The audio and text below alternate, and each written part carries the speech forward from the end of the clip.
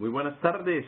Bienvenidos al Migration Policy Institute, a la llamada sobre cambios en el panorama del control migratorio interno durante la administración Trump.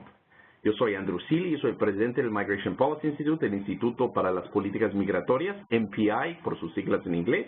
Estoy aquí con mi colega Ariel Ruiz y ahorita vamos a platicar, vamos a hablar por unos 20-25 minutos y tomar preguntas y respuestas.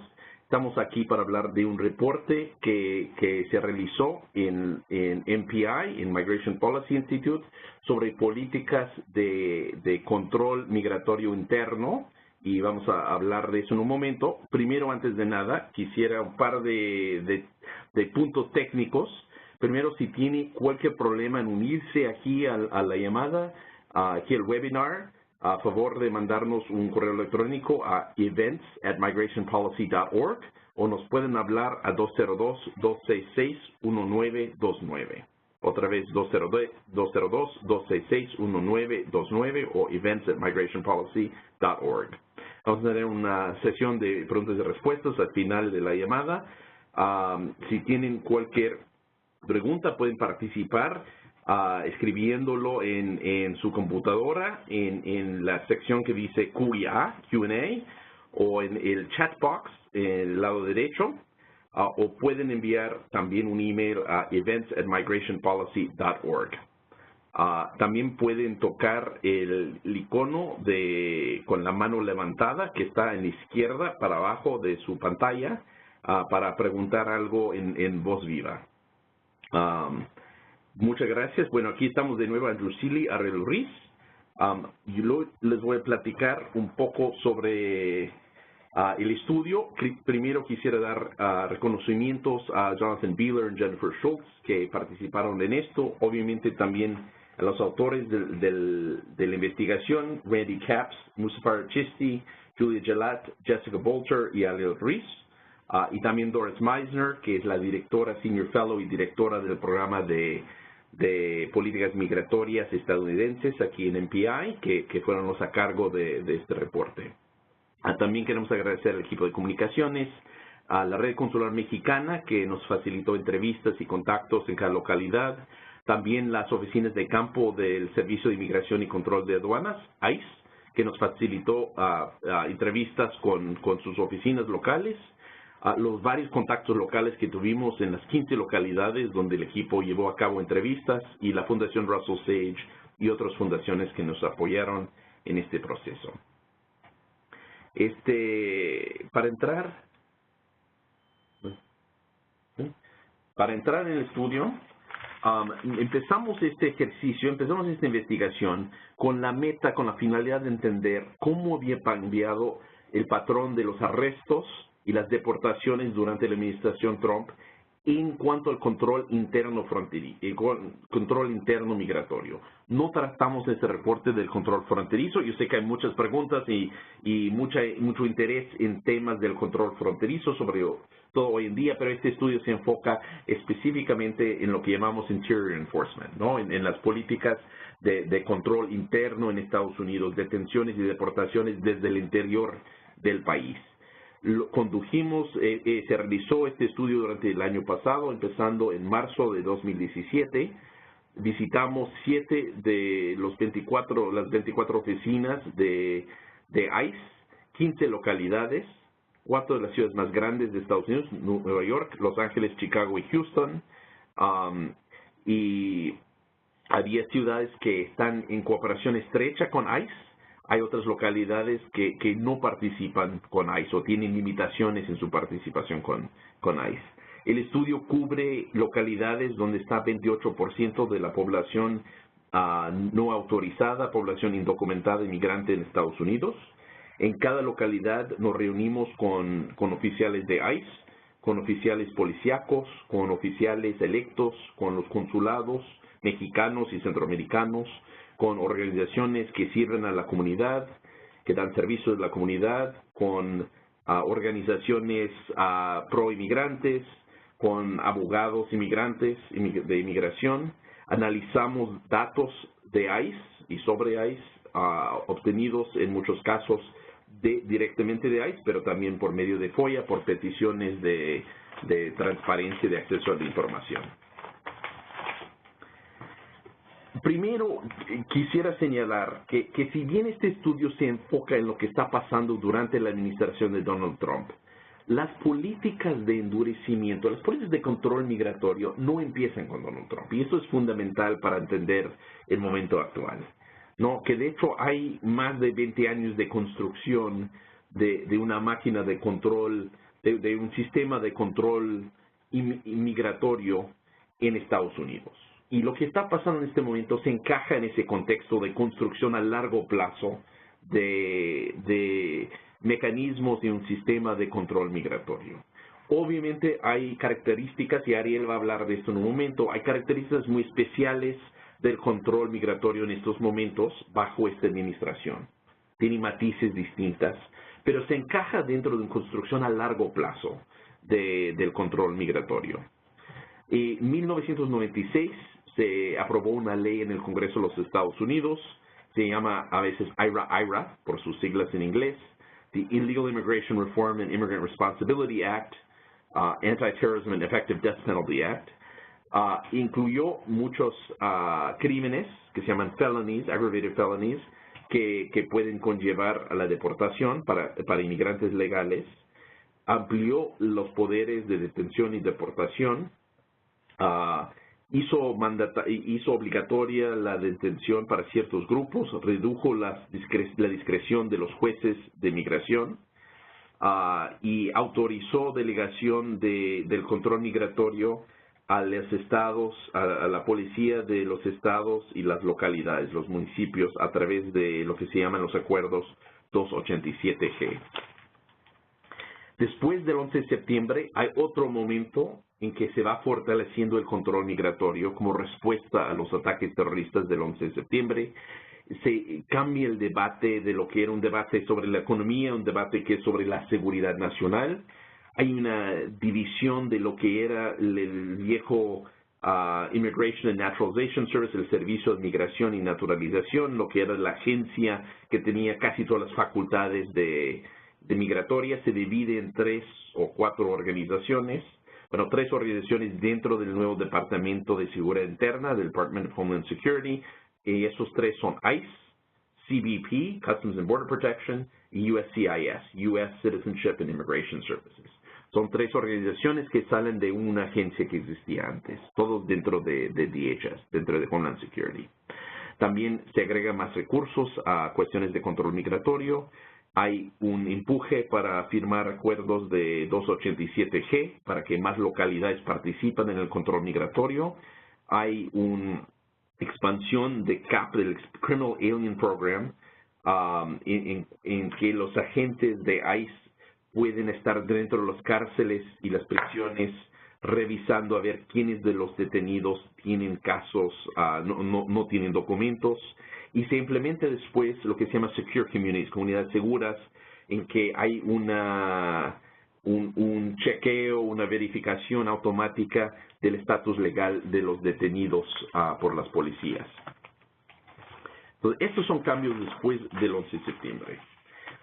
Durante el periodo de Obama también hay, ya eso pasa primero, después con el presidente Bush, y con el presidente Obama sigue los esfuerzos de control migratorio. Entonces, ya hay en Secure Communities, comunidades seguras, llega casi a todas las localidades en Estados Unidos, 3.181 agencias federales, estatales y localidades participan en esto. Sigue el 287G. Hay casi todas las detenciones de indocumentados se da en el contexto de las cárceles, casi 85%. Hay 200,000 más o menos deportaciones del interior de Estados Unidos cada año, un número grande. También hay más movilización, por primera vez, movilización bastante grande en Estados Unidos desde localidades y desde la sociedad civil en contra de estas medidas de control migratorio. Y hay las primeras leyes locales, ordenanzas urbanas municipales en Nueva York y en Chicago, en Cook County, que limitan la participación con ICE en las políticas de control migratorio. Eso es el inicio, no empieza con Trump, empieza ya durante tiempos de Obama. En el último periodo de Obama hay, sin embargo, una tendencia hacia un aflojamiento, un relaxing, de alguno de los elementos de control migratorio. Hay más discreción dado a agentes de ICE para determinar si detienen o no detienen a los indocumentados. Más o menos, y hay prioridades en esa discreción, ¿no? Que ciertas personas son prioridades para detención, otros no lo son.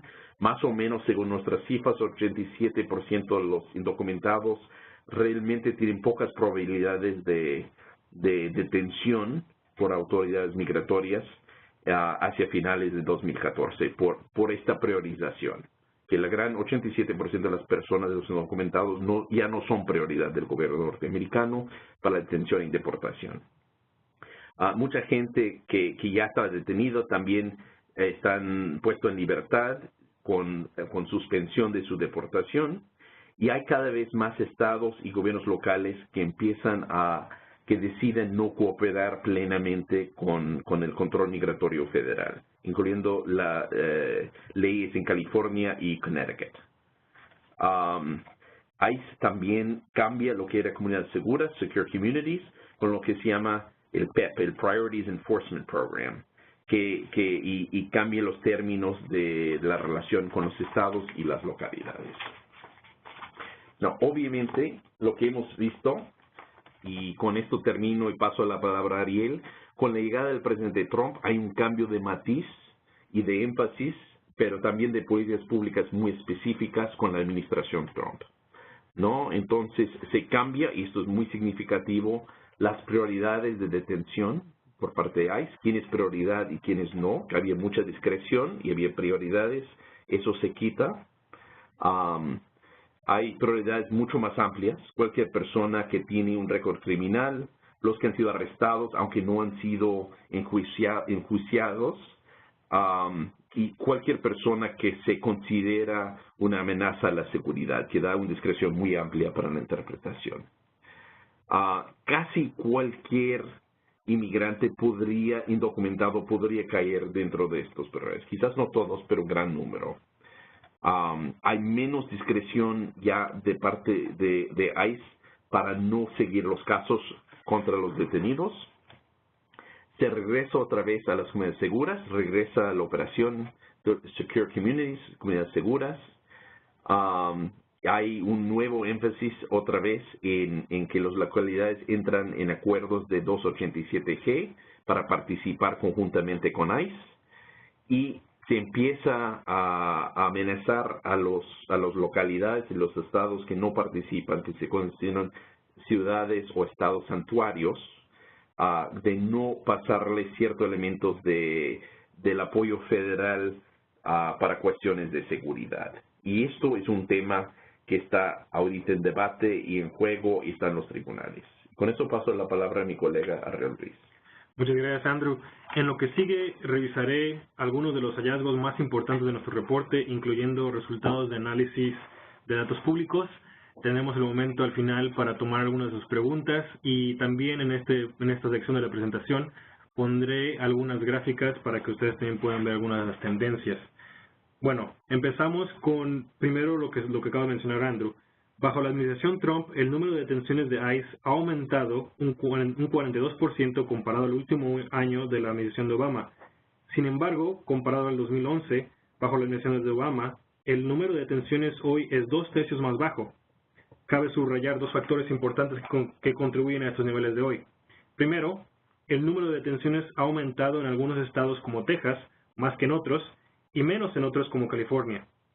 Segundo, el número de detenciones de migrantes sin récord criminal ha incrementado un 146%, mientras que el récord criminal, mientras que el número de detenciones de migrantes sin récord criminal, como me he mencionado, han incrementado 146%, pero también aquellos con un récord criminal ahora solamente han aumentado el 12%, aun cuando estas detenciones de criminales constituyen 3/4 del número de totales detenciones.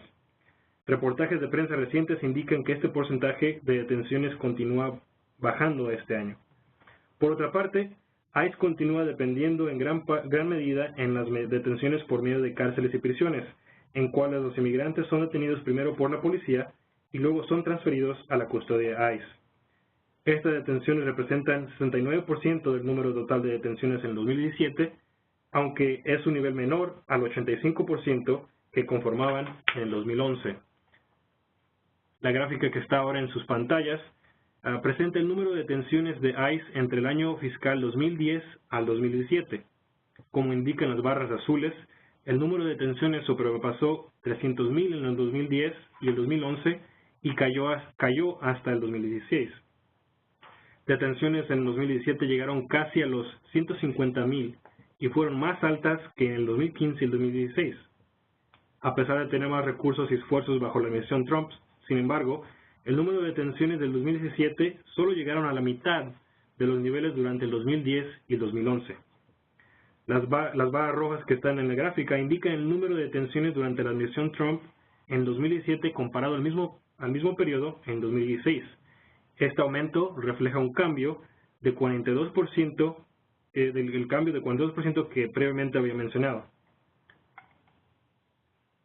La siguiente gráfica enseña que debido al tamaño de la población indocumentada en cada jurisdicción, las oficinas de campo de ICE en California y Texas juntas representaron casi la mitad del número de detenciones en el país en el 2013 y el 2014.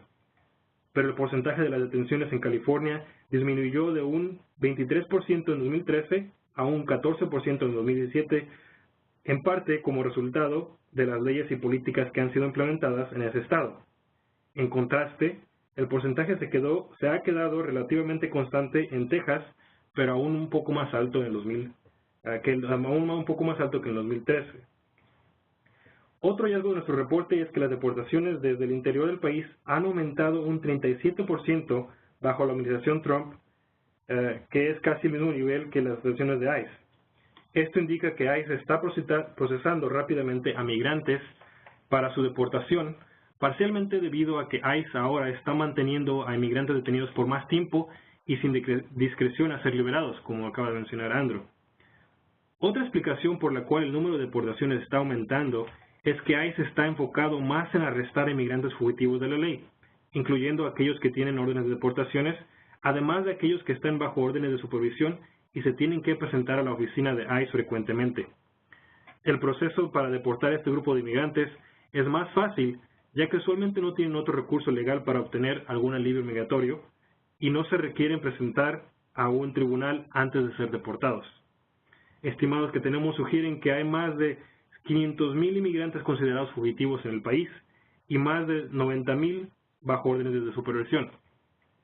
Al mismo tiempo, deportaciones desde la frontera han bajado debido a flujos menores de inmigrantes detenidos en la frontera, especialmente inmigrantes mexicanos. Ahora para hablar un poco de deportaciones. Como pueden ver en esta gráfica, el número de deportaciones llegaron a sus niveles más altos durante el 2009, sobrepasando los 200,000 y disminuyeron paulatinamente hasta el 2016. En el 2017, el número de deportaciones llegó casi a los 80,000, que es menos que la mitad de las deportaciones ocurridas en el 2011, pero a una alza comparado al 2016. Como en la gráfica anterior, las barras rojas indican el número de deportaciones bajo la administración Trump en el 2017 comparado al mismo periodo del 2016. Este aumento refleja el cambio que había mencionado de 37% en los últimos años. Una de las principales razones por qué las detenciones de ICE no han llegado a niveles más altos es la oposición de ciertos estados, municipios y localidades en cooperar con ICE. El ejemplo clave es California con sus leyes santuario, que limitan la cooperación con ICE en ciertas maneras, incluyendo rechazando solicitudes de ICE, conocidas más en la comunidad como detainers en inglés, para mantener detenidos a inmigrantes indocumentados, también negando información a ICE sobre inmigrantes detenidos en cárceles locales y cuándo serán liberados, y también impidiendo que ICE examine a inmigrantes dentro de prisiones y cárceles locales, excepto en casos con condenas criminales graves, aun cuando el programa de comunidades seguras hace esto de manera digital. Y por último, prohibiendo a autoridades estatales y locales establecer acuerdos 286G con ICE para entrenar a estas autoridades con el propósito de que puedan fungir como autoridades de migración.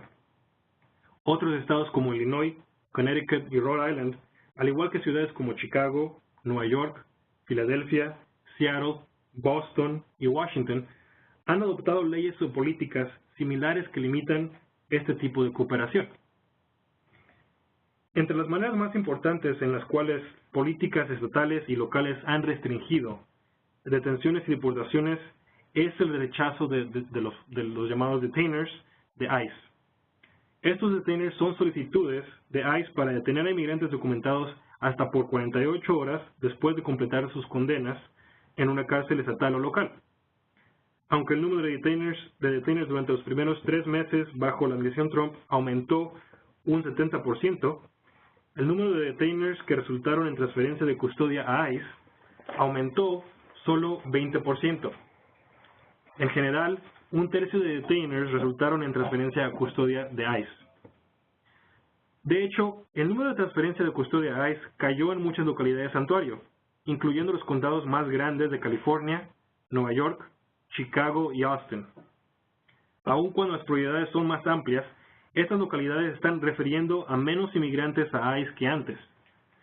Al mismo tiempo, el número de transferencia de custodia a ICE aumentó en la mayoría de las localidades que cooperan con ICE, como el condado de Gwinnett, en Georgia, donde la transferencia de custodia a ICE aumentó un 248% durante los primeros 3 meses de la administración Trump.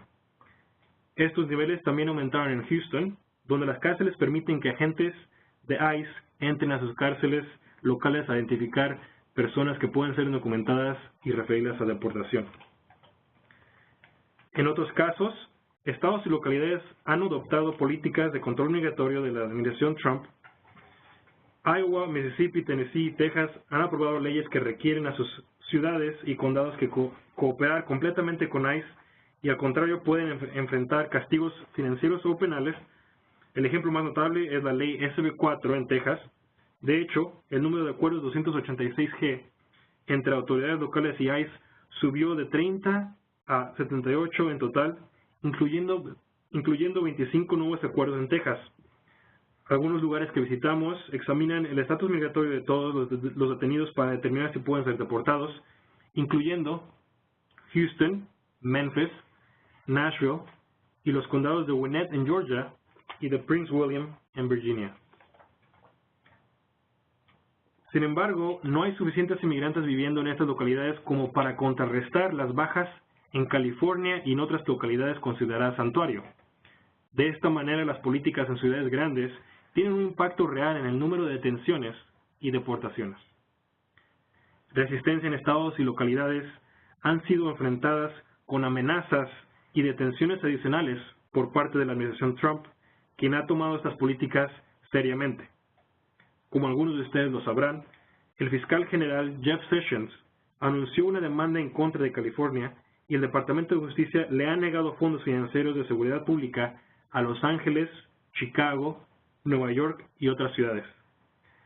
ICE llevó a cabo la operación Ciudades Seguras, o Safe Cities en inglés, específicamente dirigiéndose a California y otras localidades santuario, y advirtió que implementará más operaciones similares en el futuro. Estas operaciones exponen a más inmigrantes en riesgo de ser deportados aún en ciudades santuario. Algunas fuentes que entrevistamos en localidades que restringen su cooperación con ICE indicaron que los niveles de miedo en la comunidad han llegado a niveles que no se habían visto antes, aún durante periodos de alto control migratorio.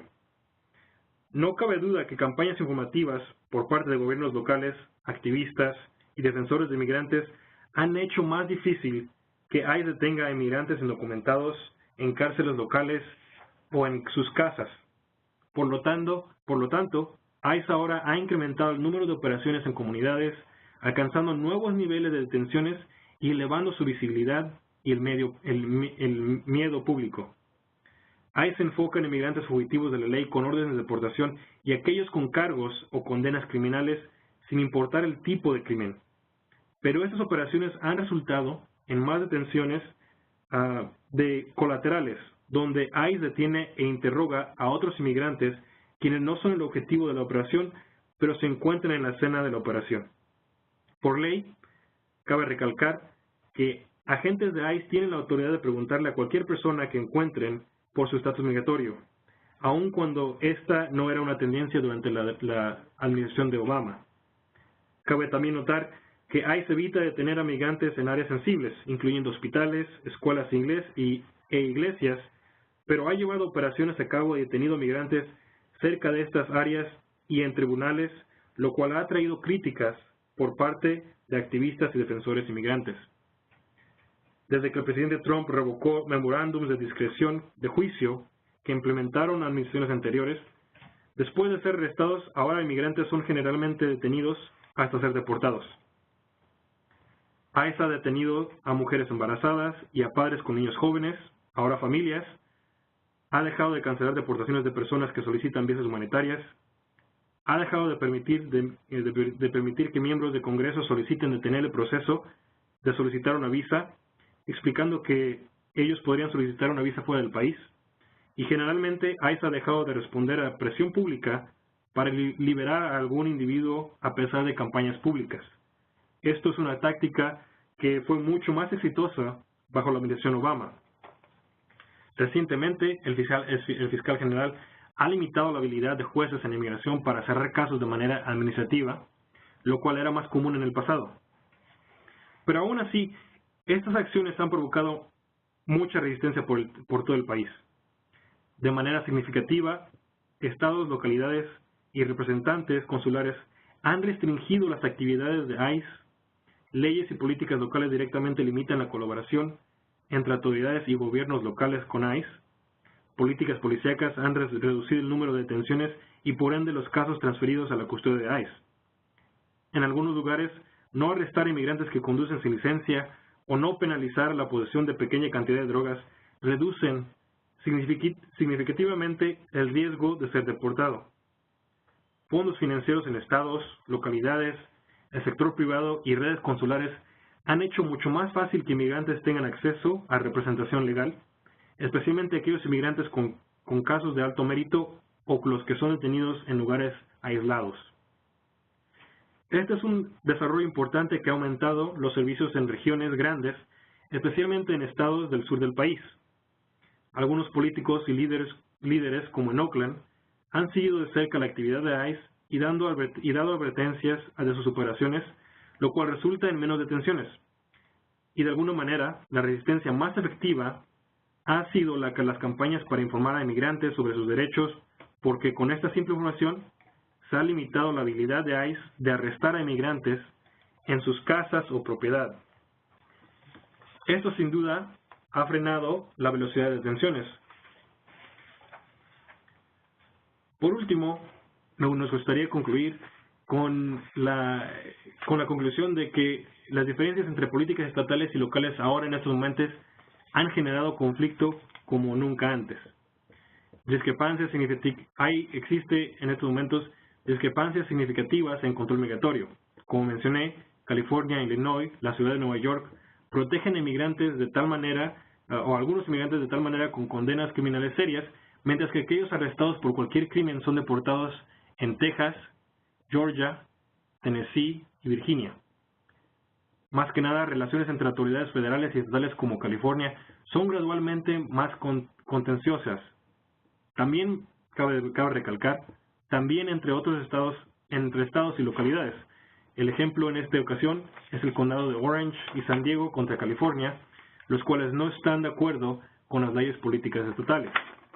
Otro ejemplo es Austin, Dallas y El Paso contra Texas por las mismas razones, pero en este caso por no estar de acuerdo con la política que restringe o que aplica o que prohíbe negarse a colaborar con ICE.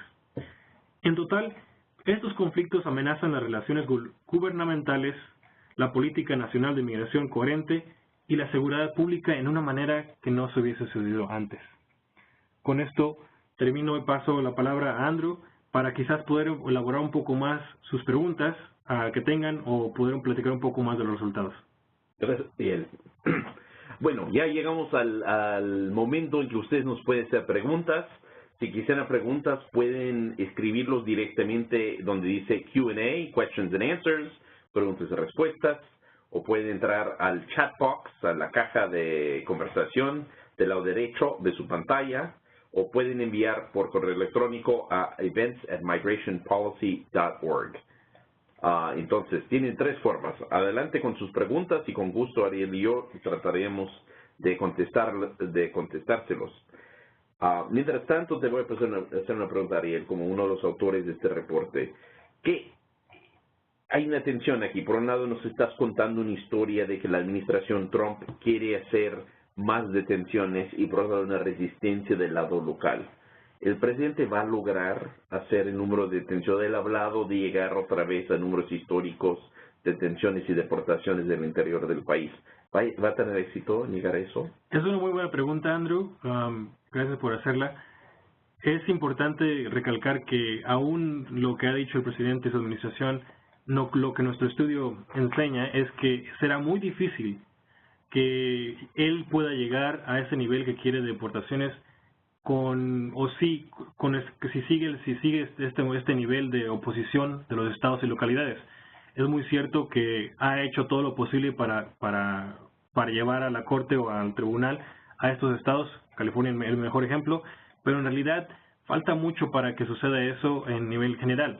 De hecho, recientemente, sabrán muchos de las personas que nos están acompañando, que un tribunal esta semana pasada, acaba de decir que en realidad que California puede seguir adelante con una parte de sus leyes que prohíben cooperar, dar información con ICE y de esa manera seguir evitando esa colaboración. Sí, también cabe mencionar que la Corte también dijo que parcialmente algunos de los resultados de la Corte fue que en los términos de cómo trabajan con los patrones de trabajos, no se puede limitar ese tipo de colaboración o de transparencia con ellos y entre ICE. Pero en la totalidad, la decisión de la Corte es una victoria para el Estado de California y realmente dice que el presidente Trump, si quiere seguir obteniendo un número mayor de deportaciones, tendrá que encontrar otra manera para cómo contrarrestar el poder de los estados y sus localidades de su manera y de diferentes maneras, cabe mencionar, en no colaborar o limitar la colaboración que tienen con ICE. Ya tenemos algunas preguntas, Ariel, entonces vamos a ir a 2 preguntas que están aquí. Creo que uno lo voy a tomar yo y otro para ti. Bueno, ya tenemos 3. Una pregunta para ti es: ¿qué es lo que sucede con los niños no acompañados que ingresan a Estados Unidos sin documentos? No es el tema del reporte, obviamente este reporte se enfoca a los que ya están viviendo en Estados Unidos, pero quizás nos puede decir algo. Luego hay una pregunta sobre el cambio de políticas migratorias con el nuevo gobierno en México y las negociaciones entre México y Estados Unidos para un acuerdo de tercer país. Ajá. Que con gusto contesto. Entonces, no sé si quiere decir algo de los niños no acompañados. Sí, claro. Solo un poco, sé que no es nuestro enfoque de esta presentación, pero sí cabe recalcar que, y aún más en este contexto que vivimos hoy, que en la gran mayoría estamos en un nivel de las políticas que están cambiando de día a día, pero en general el término que sucedía y que sucedía antes y que sucede ahora es que cuando menores no acompañados llegan a la frontera de Estados Unidos y México, pueden de manera formal solicitar asilo en el país, el cual inicia un proceso en las cortes para ver si tienen en ese proceso, si se pueden quedar aquí o no. Esto en muchos casos, especialmente los casos de migrantes no acompañados de Centroamérica, les da una oportunidad les evita el número de días que pueden estar detenidos y más que nada les deja tener este día en corte para poder establecer su caso. Cabe también mencionar que no en todos casos, pero sí en muchos, los niños pasan a la custodia de ORR, que es la organización que cuida de ellos, y después, durante el proceso para encontrar a algunos de sus padres o familiares. Esto ahora quizás es mucho más complicado que antes debido a las limitaciones de capacidad que tiene la organización, la agencia, debido a lo que sucedió con la política de cero tolerancia, pero en general ese es el proceso. Llegan, pueden pedir asilo, pueden solicitar asilo en el país, son detenidos muy poco tiempo, son transferidos a la custodia de ORR y después la agencia trata de reunirlos con algún familiar, pariente, para que puedan empezar y seguir su proceso de la corte para determinar si se pueden quedar aquí o no. De nuevo, cabe recalcar aquí que estamos en un proceso muy diferente, el proceso está cambiando y ahora vamos a tener que ver qué es lo que sucede con las familias que son separadas y el proceso que sale con los niños. No pienso que va a seguir así igual y al final del día pienso que todos, incluyendo la administración Trump, tienen el interés de reformar este tipo de procedimiento. Excelente. Mire, en cuanto al cambio de gobierno y lo que podría pasar, y también de Edith Zavala nos acaba de llegar otra pregunta, Edith, gusto saludarte. Ahorita llegamos ahí. En cuanto al cambio de gobierno en México y el negociación de un acuerdo de tercer país, empezamos ahí. Había reportes periodísticos de que México, el gobierno mexicano, estaba aceptando un diálogo con el gobierno de los Estados Unidos sobre un acuerdo de tercer país seguro que esencialmente dice que los migrantes que buscan asilo tienen que pedir asilo en el primer país donde llegan, ¿no? Que México es un país, y entonces los centroamericanos llegan por medio de México a Estados Unidos, tendrían que regresar a México para pedir asilo, no lo pueden pedir en Estados Unidos. Y esto es algo que existe en varias partes del mundo. Entre Estados Unidos y Canadá existe en parte, aunque no en la totalidad, por lo menos en las puertas de entrada, no entre las puertas de entrada. Entonces es un tema, el gobierno mexicano, según sabemos, y no lo sabemos a ciencia cierta, estaba dispuesto a tener el diálogo, mas no se había comprometido de hacerlo. De hecho, mandó a señales de que era imposible que el gobierno mexicano accediera a esa demanda, pero están dispuestos a hablar de eso. No sabemos a ciencia cierta si eso es el caso o no. Estas negociaciones se dan en privado. Lo que tenemos entendido es no se dio la negociación, que a final de cuentas la pelea sobre aranceles comerciales finalmente llevó a que no se diera el diálogo del acuerdo. Y no, hasta donde yo sepa, no hay una nueva fecha o nuevo intento de revivir esas conversaciones, pero obviamente es un tema que ya se ha puesto en la mesa. Hay muchas razones para creer que México en estos momentos, el mexicano no está en capacidad de poder ser un tercer país seguro que procesa todas las peticiones de asilo de los centroamericanos que pasen por ahí. Y pasando a la segunda pregunta, yo creo que es poco probable que el nuevo gobierno entrante en México quisiera entablar un diálogo de este tema, según lo que sabemos de las declaraciones de Andrés Manuel López Obrador cuando era candidato, pero no sabemos. Lo que sabemos de López Obrador es que ha hablado de la cooperación con Estados Unidos, ha hablado de los derechos de los centroamericanos, de la necesidad que México respete esos derechos, y de que quiere ver formas de integrar a los centroamericanos que quieren quedarse en México en la sociedad y la economía mexicana. Eso no es mucho para saber cuál va a ser la política del nuevo gobierno. Sospecho que va a ser un debate más ríspido entre el gobierno de Donald Trump y el gobierno de Andrés Manuel López Obrador en el tema migratorio, pero tampoco tenemos muchos detalles ni mucha claridad, lo cual no quiere decir que va a haber peleas, pero yo creo que va a haber más diferencias de opinión y más distancia que recortar de lo que quizás ha existido con el gobierno actual, pero yo creo que todavía están formulando cuáles van a ser sus políticas. Edith Zavala nos pregunta, en perspectiva, ¿cómo impactará este contexto ante las elecciones de noviembre? Mira, yo creo que lo que decía Ariel, tampoco sabemos. Las encuestas nos dicen que las políticas de separación familiar y las políticas de control interno migratorio no son populares entre la mayoría de norteamericanos, pero sí son muy populares en la base política más afín a Donald Trump, al presidente Trump. Entonces, mucho depende de quién sale a votar. En elecciones intermedias, como vamos a tener en noviembre en Estados Unidos, en general salen menos personas a votar, como en las elecciones presidenciales. Entonces, la base de los dos partidos importa mucho en la balanza de poder a final de las elecciones. No sabemos si van a salir más demócratas. Hay indicaciones, no solo por el tema migratorio, pero por un gama de temas, que los demócratas están un poco más animados a salir a votar, por lo menos en las encuestas de este momento, y que podría darse una elección a favor de los demócratas. Pero también hay razones para creer que la política migratoria, que si bien cayó mal a la mayoría de norteamericanos, algunos elementos del primer, sobre todo la separación de familias, cayó muy mal a la gran mayoría de norteamericanos, fue recibido de otra forma con la base política de Trump, con su base más fiel, y que el amor es parte de su estrategia también de animar su base a salir. Entonces, lo que nos dicen las encuestas es a lo mejor en el momento favorece a los demócratas, pero sería peligroso asumir de lo que está en este momento va a ser la realidad de noviembre. Eso no sabemos todavía y cómo puede incidir.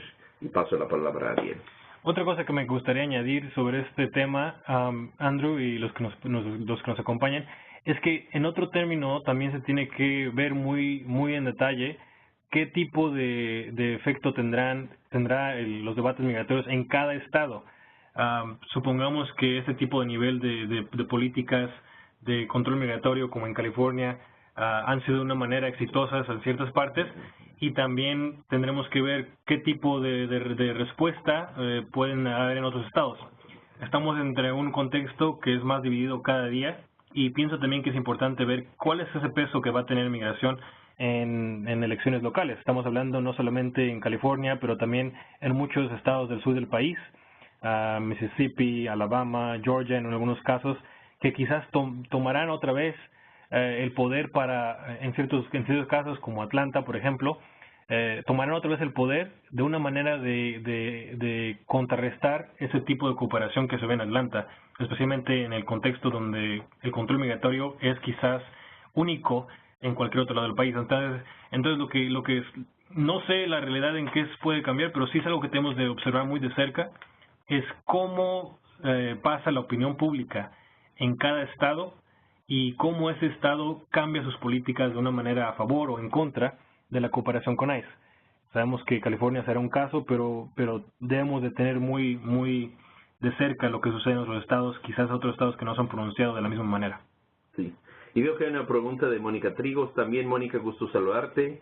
¿De qué influencia tendrá el tema migratorio en las elecciones de noviembre? Creo que ya lo contestamos, Mónica, pero nada más para quizás agregar a lo que dijo Ariel. A mí, el tema migratorio, por primera vez, yo creo que en la historia reciente de este país ya está en los primeros niveles de atención en la opinión pública, por lo menos con cierto sector de norteamericanos, cierto sector a favor de Trump y cierto sector en contra.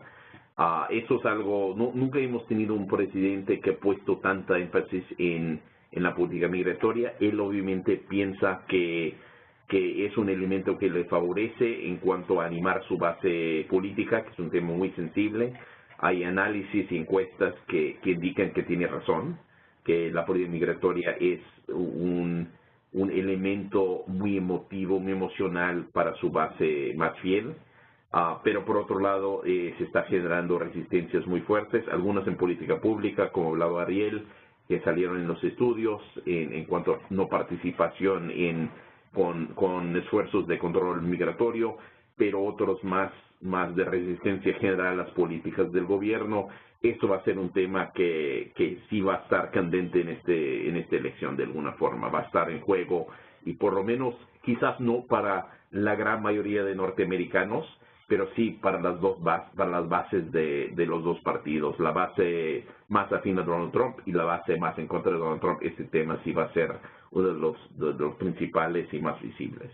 Y cabe también añadir que esperamos que haya otros cambios en las políticas migratorias desde ahora a noviembre, los cuales también pueden tener un efecto muy importante en el futuro. Estamos hablando de decisiones que todavía faltan por darse en la Corte y también en los tribunales, y también quizás otras políticas que puede anunciar el gobierno del presidente antes de noviembre. Así es. Sí, el gobierno, si hay más preguntas, si nos lo puede hacer, si no vamos a terminar un poco antes. La verdad es que no ha acabado, como dice Ariel, no ha acabado los esfuerzos de gobierno en cuanto al control fronterizo y de políticas migratorias. Yo creo que vamos a seguir viendo, ellos saben, y esto es un tema que está en otro reporte que estamos sacando, pero lo meto aquí.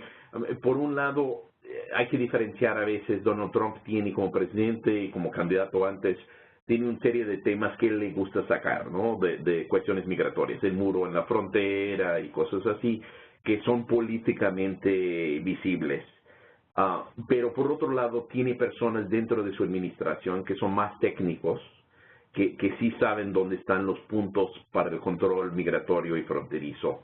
Y están cada vez más apretando los tuercos en la cuestión de control migratorio, y seguramente vamos a ver más medidas. Hay mucho más de lo que hemos hablado aquí, mucho más porque van más a este reporte, tienen que ver con las visas, tienen que ver con el control fronterizo. Hay un sinnúmero de puntos donde se puede ir sin legislación apretando los tuercos, y lo estamos viendo poco a poco que se dan esos esfuerzos.